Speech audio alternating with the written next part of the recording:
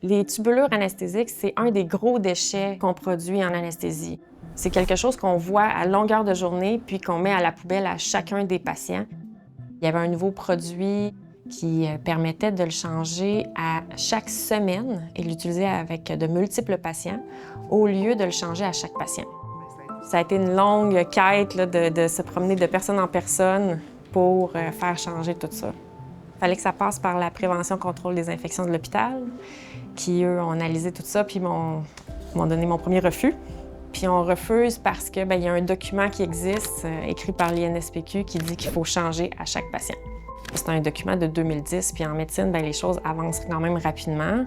Puis moi, j'avais trouvé plusieurs études, des études crédibles d'Europe, qui nous montraient que c'était sécuritaire de le faire. Les études dataient de après 2010. Puis finalement, j'ai passé avec l'Association des anesthésistes, on a écrit une lettre pour demander à l'INSPQ de reviser son document. Du moment que j'ai découvert que ça existait, ce produit-là, jusqu'au temps de l'aboutissement du document de l'INSPQ qui sort, ça a pris 2 ans et demi. L'impact, c'est qu'on utilise une seule longue tubulure en plastique pour toute la semaine, tandis que quand on changeait à chaque patient, on en utilisait entre 7 et 40. Juste l'hôpital Charlemagne, c'était 20 000 par année que ça l'économisait.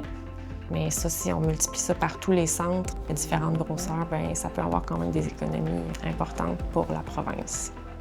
Avec l'Association des anesthésistes, on a fait un sondage pour savoir qui a changé au circuit de 1 semaine.